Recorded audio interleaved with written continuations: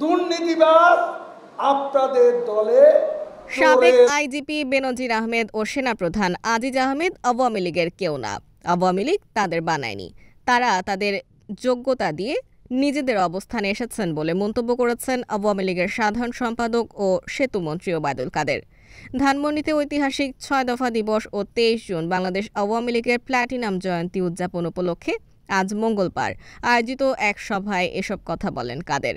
কাদের বলেন, বেনজির ও আজিজ আওয়ামী লীগের লোক নয়, তারা নিজ যোগ্যতায় নিজ নিজ বাহিনীর প্রধান হয়েছিলেন। তাদের অপকর্ম সামনে আসলে বিচার করার সৎসাহস শেখ হাসিনার আছে। বিএনপি দুর্বৃত্তের জন্মদাতা উল্লেখ করে কাদের বলেন, বিএনপির ভারপ্রাপ্ত চেয়ারম্যান মানি লন্ডারিং ও অস্ত্র চোরাচালান ও দুর্নীতির দায়ে দণ্ডপ্রাপ্ত পলাতক। বাংলাদেশের রাজনৈতিক অঙ্গনে লক্ষণীয়, বিরোধী দল বিএনপি অর্থ পাচার ও দুর্নীতির কথা বলে, যে দলের শীর্ষ নেতারা দুর্নীতির দায়ে সাজাপ্রাপ্ত। কাদের বলেন, আইনি লড়াই কিংবা আন্দোলনের মাধ্যমে বিএনপি তাদের নেত্রীকে মুক্ত করতে পারেনি।